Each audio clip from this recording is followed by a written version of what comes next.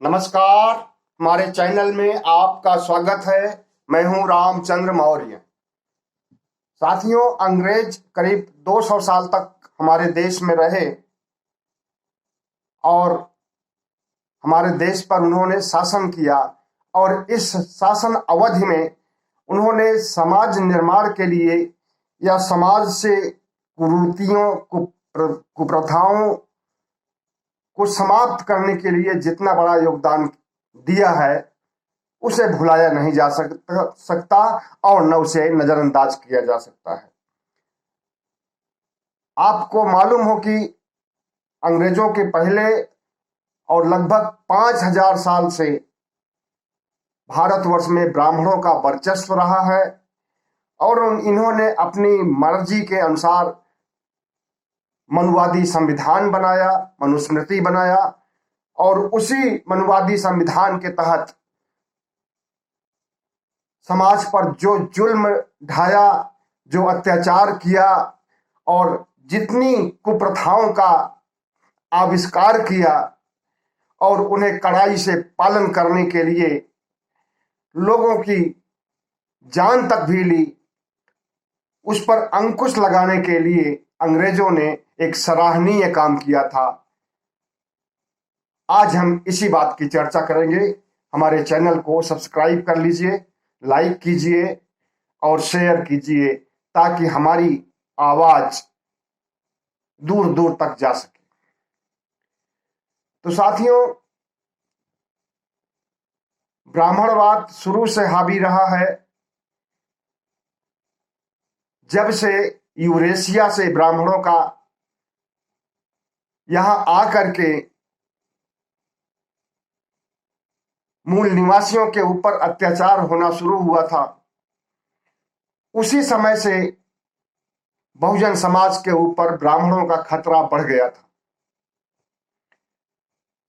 ब्राह्मण समाज भी मानता है कि वो यहाँ का मूल निवासी नहीं है, वो यूरेशिया से या किसी और देश से पलायन करके आया है और आने के बाद जो एक शासक वर्ग एक आक्रांता व्यवहार करता है, जिस देश में जाता है उस देश के नागरिकों के साथ उसी तरह का दुर्व्यवहार हमारे बहुजन समाज को मूल निवासियों के साथ किया गया। और सबसे पहले तो इन्होंने तथाकथित ब्रह्मा के मुंह से खुद पैदा हुए, हाथों से क्षत्रिय को पैदा किया, पेट से वैश्य को और पैरों से शूद्र।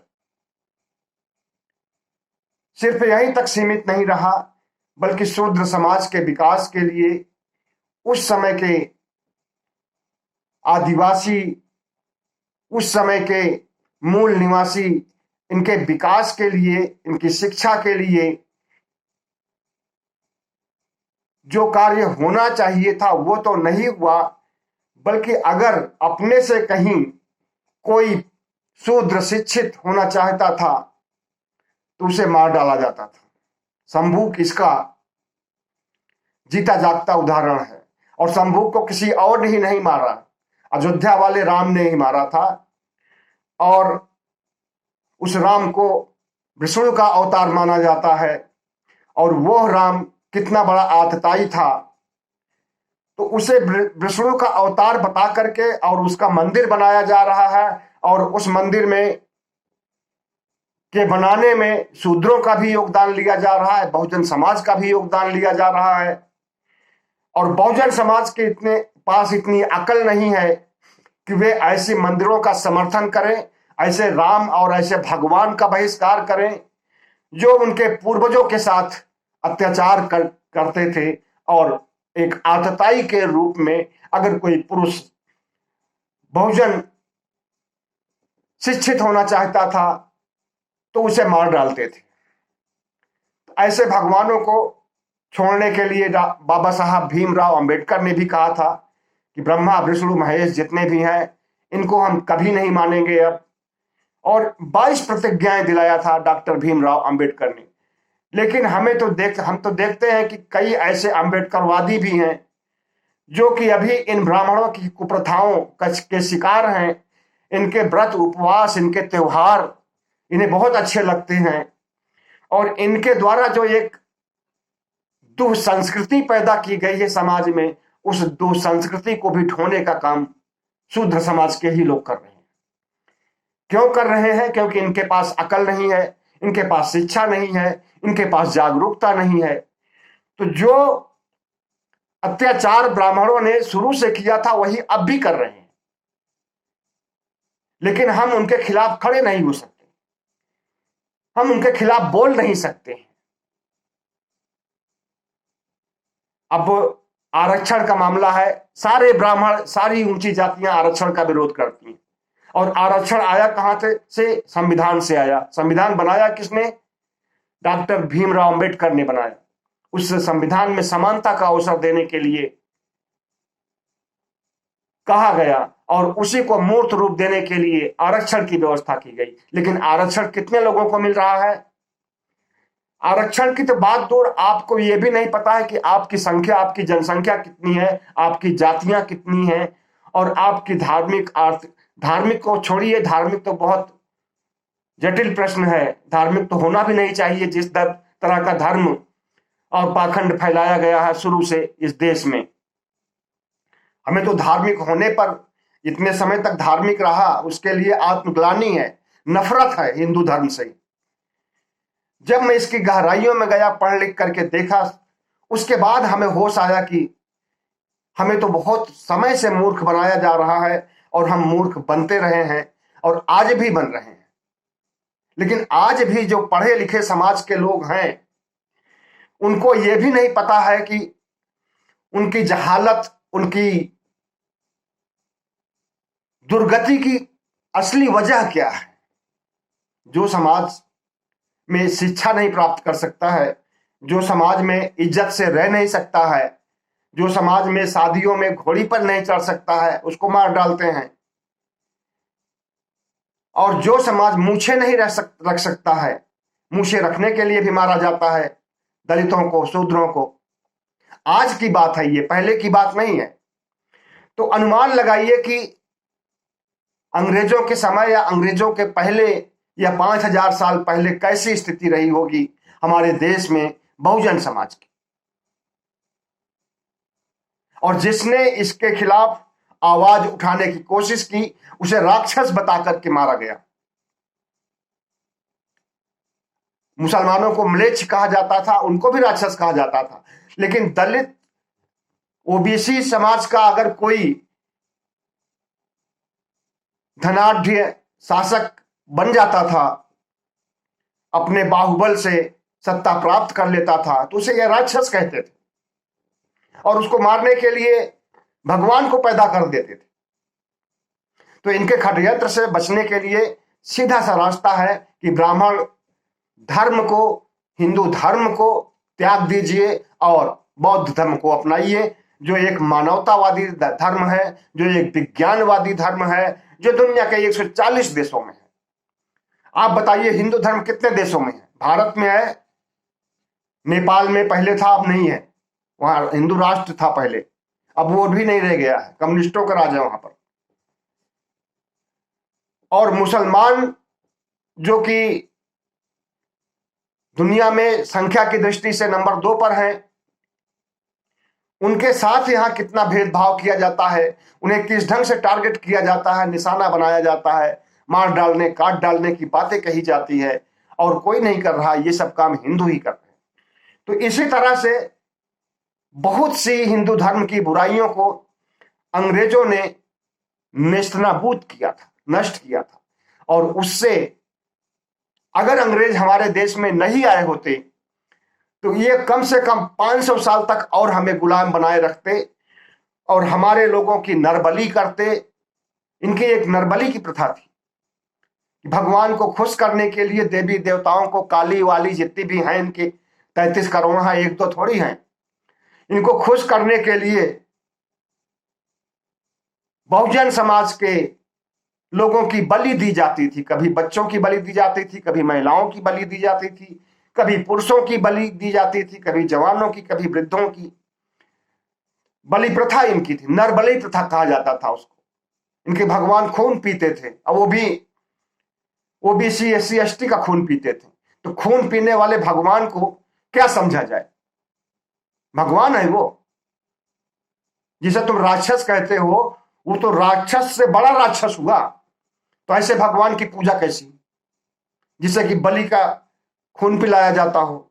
तो इस नरबलि प्रथा पर अंग्रेजों ने रोक लगाई थी, और सख्ती से रोक लगाई थी। इसके लिए ब्राह्मणों ने काफी विरोध किया, लेकिन ब्राह्मणों की एक भी नहीं सुनी, और अंग्रेजों ने इसे कानून बना करके, कानून पारित करके 1830 में इस प्रथा को समूल नष्ट किया। उसके बाद से छिटपुट कहीं नरबलि की घटना आती है सुनने में, और एक अपवाद के रूप में। ब्राह्मण जज पर रोक लगाया था, ये खुद ही जज बन जाते थे, समाज के पुरोहित बन जाते थे और न्याय करते थे। क्षत्रियों का शासन होता था और इन्हें पुरोहित रखा जाता था, न्याय इन्हीं के हवाले होता था। तो इस प्रथा पर 1919 में अंग्रेजों ने ब्राह्मणों के जज बनने पर रोक लगा दी थी, क्योंकि इनका न्यायिक चरित्र नहीं होता, न चरित्र होता है और न न्यायिक चरित्र होता है। न्याय को ये जो बहुजन समाज है, जो ओबीसी एससी एसटी है, वो अगर कोई पाप नहीं करेगा, कोई अपराध नहीं करेगा, तब भी उसे दंडित किया जाएगा। और उच्च समाज और सवर्ण समाज के लोग जो थे, वो भले ही कितना पाप करे, कितना ही बलात्कार करे, कितना ही रेप करे, कुछ भी करें, सब माफ कर दिया जाता था। आज भी वही हो रहा है। हाथरस में क्या हुआ था कि ठाकुर जात के लड़कों ने दलित जात की लड़की से बलात्कार किया, और योगी ने कहलवा दिया कि बलात्कार तो हुआ ही नहीं। ये कहिए कि सुप्रीम कोर्ट ने सीबीआई से जांच कराने की बात कही, तब जाकर के मामला तूल पकड़ा और सीबीआई जांच हुई, और यह साबित हुआ कि बलात्कार भी हुआ और हत्या भी हुई, और रातों रात जलाया भी गया। तो जो अत्याचार इनका पहले था, अभी वो छिटपुट दिखाई देता है। इतनी जल्दी से इनका चरित्र नहीं बदलने वाला है। ऊंची जातियों का चरित्र निम्न जातियों से हमेशा भेदभावपूर्ण रहा है, और गलत ढंग से, गलत निगाह से देखते रहे हैं लोगों को, आज भी देख रहे हैं। एक नहीं अनेकों उदाहरण है। क्या दलित समाज के लोग घोड़ी पर नहीं चढ़ सकते शादी के समय? क्या दलित समाज के लोग मूछें नहीं रख सकते हैं? आज भी हो रहा है, इनकी पिटाई हो रही, मौतें हो रही, मारे जा रहे हैं। लेकिन हमारे समाज, ओबीसी समाज में और हरिजन में, दलित में जितने भी हैं, अभी इसकी चेतना नहीं आई है कि इसका खिलाफत करें और इन सवर्णवादी ताकतों को कोने में कर दें। इनके पास जो वोट का अधिकार है, इनकी जितनी संख्या है, और यही वजह है कि ओबीसी जनगणना ये नहीं करा रहे हैं। जिस दिन ओबीसी जनगणना हो गई, उसके बाद से इनकी बहुत बुरी हालत हो जाएगी। जिस तरह से इन्होंने हमारे ऊपर अत्याचार किया था, उसका बदला चुकाने के लिए हमारे लोग इनके ऊपर अत्याचार करेंगे। अब वो समय आने वाला है, और उस समय के लिए बाबा साहब भीमराव अंबेडकर, पेरियार, फूले आदि ने जो काम किया है, वो रंग लाएगा। बदला तो चुकाना है। और अभी भी इनकी आंखें नहीं खुली है कि संविधान लागू है, देश में प्रजातंत्र है, और लोकतंत्र में एक दूसरे से कैसे रहा जा सकता है, कैसे समरसता बन सकती है, कैसे साझा संस्कृति को, साझा विरासत को आगे बढ़ाया जा सकता है। उसकी इनके अंदर समझ नहीं है अभी भी। चरित्र तो इनका गया ही है, और इनका न्यायिक चरित्र तो गया ही है, चरित्र भी गया हुआ है। बलात्कार करते हैं तो ये चरित्रवान माने जाएंगे। इसी तरह से अंग्रेजों ने शासन में ब्राह्मणों की भागीदारी को कम कर दिया था। पहले राजे रजवाड़ों के या सामंतों के यहां इन्हीं का बोलबाला होता था। अंग्रेजों ने कानून बना करके इनकी भागीदारी को 2.5% पर ला दिया।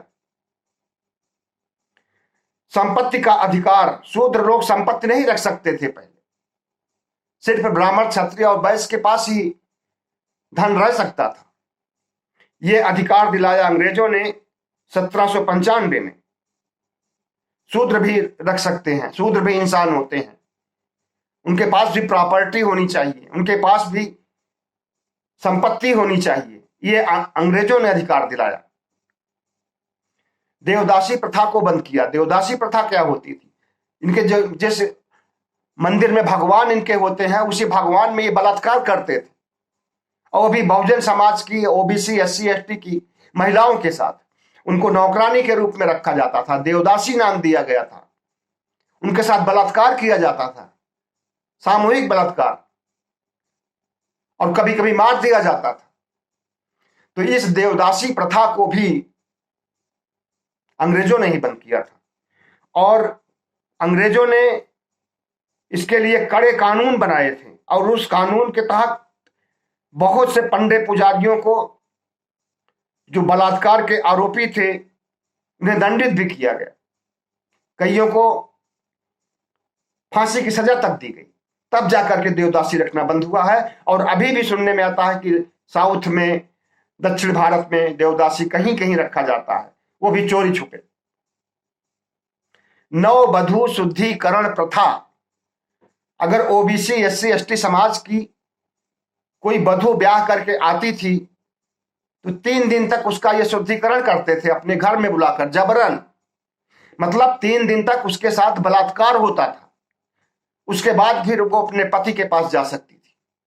इतना बड़ा अत्याचार, और ये समाज बर्दाश्त करता रहा।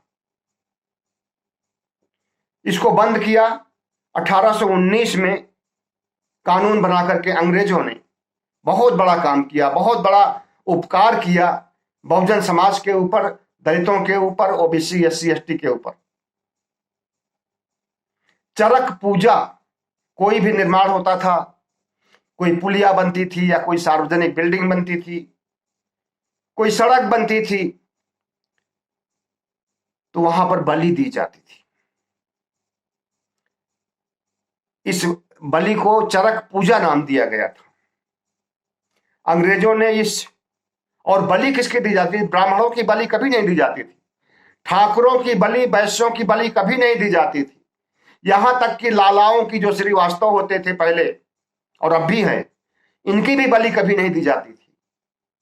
सिर्फ और सिर्फ दलित समाज, बहुजन समाज, पिछड़ी जातियों, इन्हीं की बलि दी जाती चरक पूजा में।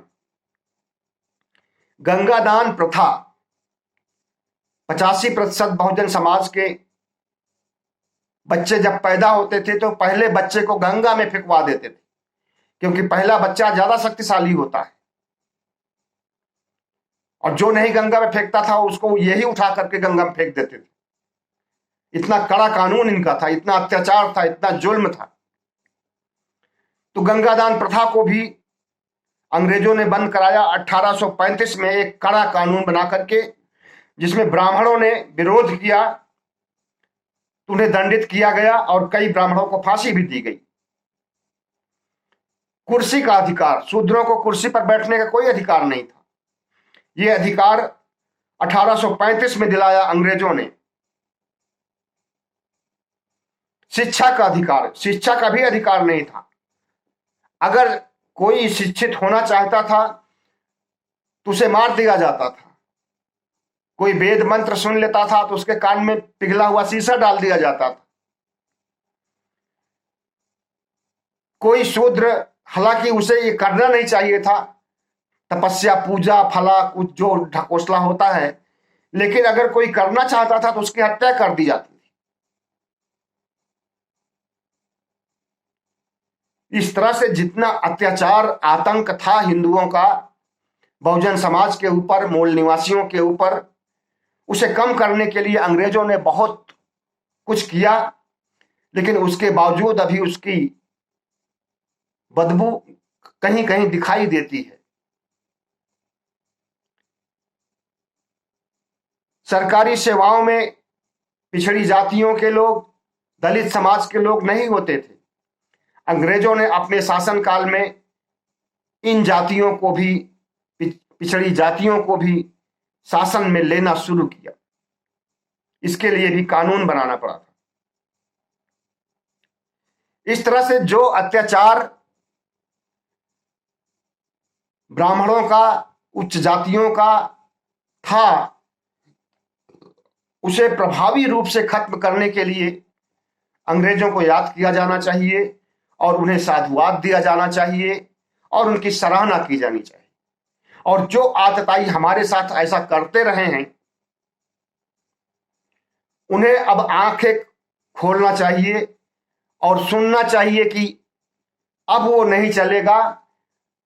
अब शूद्र भी घोड़ी पर बैठेगा, शूद्र भी इज्जत से जिएगा, शूद्र भी सरकारी नौकरी में जाएगा, शूद्र भी सारे वो काम करेगा जो आप करते आए हो।